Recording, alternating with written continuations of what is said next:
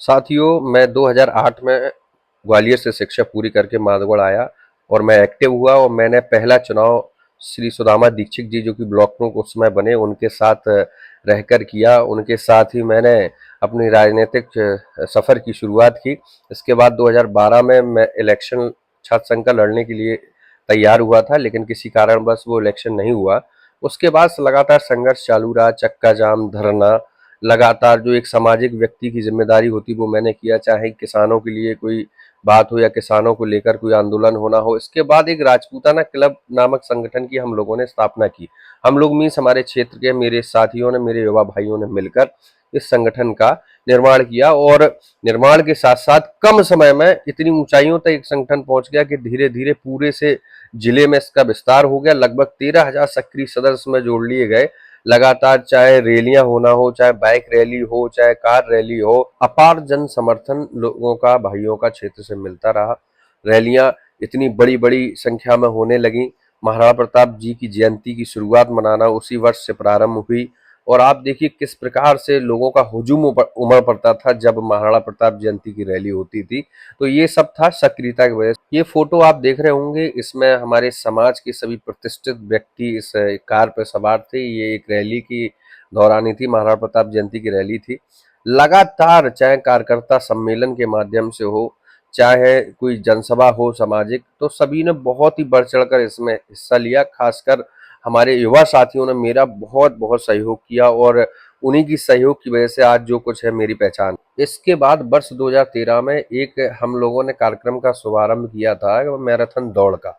इसमें सभी हमारे साथी, मेरे मित्र इसमें सहयोगी थे और सबके सहयोग से ये कार्यक्रम निरंतर अभी तक चला आ रहा है। इसके बाद आप देखिए कि मैंने लगभग 700 बहनों को राखी बंधवा कर अपना बहन माना था और गांव-गांव जाकर मैंने राखी बंधवाई थी। चाहे टीवी के माध्यम से हो, चाहे सोशल मीडिया के माध्यम से हो, लगातार मैंने संघर्ष किया।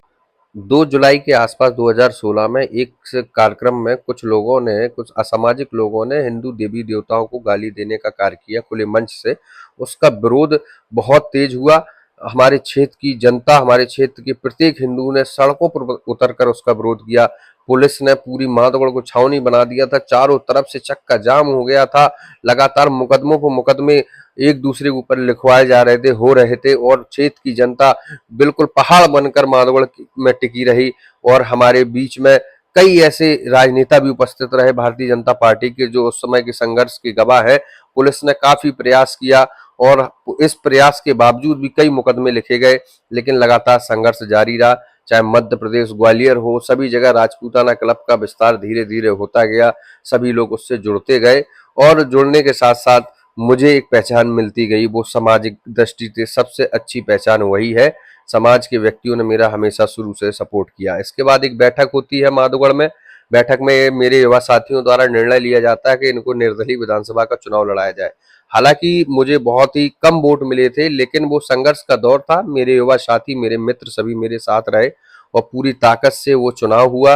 और ताकत से चुनाव के बाद भी रिजल्ट बिल्कुल जीरो रहा, लेकिन फिर भी मुझे खुशी है कि मेरे युवा साथी, मेरे भाई मेरे साथ निर्दलीय होते हुए भी बिल्कुल कंधे से कंधे लगाकर खड़े रहे। बहुत मेहनत की सभी मेरे भाइयों ने, पैर छू छू कर लोगों के आशीर्वाद लेकर। मुझे तो खुशी इस बात की थी कि जो भी मेरे साथ भाई जाते थे वोट मांगने, उनको ये पता था कि ये चुनाव नहीं जीतेंगे, हम लोग निर्दलीय हैं, लेकिन फिर भी पूरी ताकत से, पूरी मेहनत से मेरे साथ लगे हुए। 18 अक्टूबर 2018 को मुझे करणी सेना का प्रदेश उपाध्यक्ष बनाया गया, वीर प्रताप सिंह वीरू भैया द्वारा, करणी सेना का। इसके बाद मेरे युवा साथियों ने मेरा इतना भव्य स्वागत किया कि उरई से लेकर जालौन, बंगरा में सभी युवा साथियों ने हमारे बहुत जोरदार मेरा स्वागत किया। मुझे मेरे घर तक स्वागत करते हुए ले गए। इसके बाद पद्मावत फिल्म आई। हम लोगों ने बहुत आंदोलन किया, ज्ञापन दिए, चक्का जाम किया। उसमें कहीं ना कहीं हमारी गिरफ्तारी भी हुई और पुलिस प्रशासन ने हमें नज़रबंद कर भी रखा। तो ये संघर्ष लगातार चालू रहा। इसके बाद मैं आपको बता देना चाहता हूँ कि कई एमएलसी ने कोई टिप्पणी कर दी तो हम लोगों ने विरोध किया। हम लोगों ने आर्थिक आरक्षण का भी विरोध किया। और मेरे इस दौरान सभी से संबंधित, चाहे सुखदेव दादा हो, चाहे उपेंद्र दादा हो, चाहे डीके ठाकुर हो, सभी लोगों से मेरे संबंध अच्छे थे। इसके बाद 18 मार्च 2020 को मैं भारतीय जनता पार्टी में शामिल हुआ। आदरणीय विधायक मूलचंद निरंजन जी, तत्कालीन जलाध्यक्ष रामेंद्र सिंह बना जी ने मुझे भारतीय जनता पार्टी परिवार में शामिल कराया और जगम्मनपुर में मैं शामिल हुआ था एक कार्यक्रम के दौरान। 18 जुलाई 2020 को मुझे सेक्टर प्रभारी प्रथम माधोगढ़ बनाया गया। 2020 में चुनाव थे पंचायत की, मैंने बहुत मेहनत की। इसके बाद चाहे गरीबों को अन्न वितरण करना हो, कोरोना के दौरान हर प्रकार की मदद हम लोगों ने की। 26 अक्टूबर 2021 को मुझे जिला उपाध्यक्ष युवा मोर्चा का बनाया गया भारतीय जनता पार्टी के द्वारा। तब से लेके अभी तक मैं लगातार अपनी जिम्मेदारियों को निर्वहन कर रहा हूँ। कई अभियानों का मैं संयोजक रहा युवा मोर्चा के द्वारा और लगातार मैं कार्य करता हूँ। मेरे प्रेरणा स्रोत अगर कोई है तो आदरणीय अभिषेक सिंह राजा भैया है। मैं उनको देखकर बहुत कुछ सीखता हूँ।